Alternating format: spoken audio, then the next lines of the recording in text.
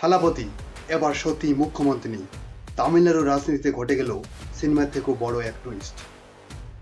2024 সালে অভিনেতা বিজয় গঠন করেন নিজের রাজনৈতিক দল টিভিকে, তামিল কা ভেট্রি কাজাগম, আর ঘোষণা করেন সিনেমা ছাড়ছেন। এখন লক্ষ্য শুধুই 2026-এর নির্বাচন। তারপর এলো ভোট, ভোটের রেজাল্ট আউট হলো।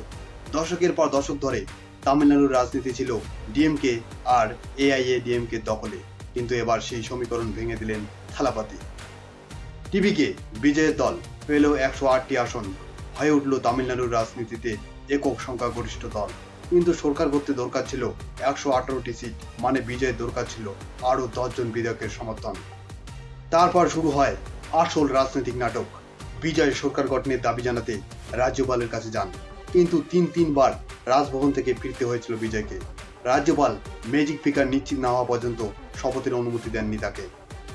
এর মধ্যে অনেক টানাপোড়েনের পর অবশেষে কংগ্রেস দিল 5 জনের সমর্থন, বাম দল সিপিআই ও সিপিএম মিলে দিল 4 জনের সমর্থন, ভিকেসি দিল 2 জন, আইইউএমএল দিল 2 জন, সব মিলিয়ে সংখ্যাটা এসে দাঁড়ালো 121-এ।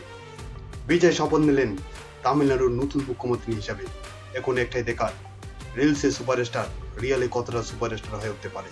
আপনার কি মনে হয় কমেন্টে জানান।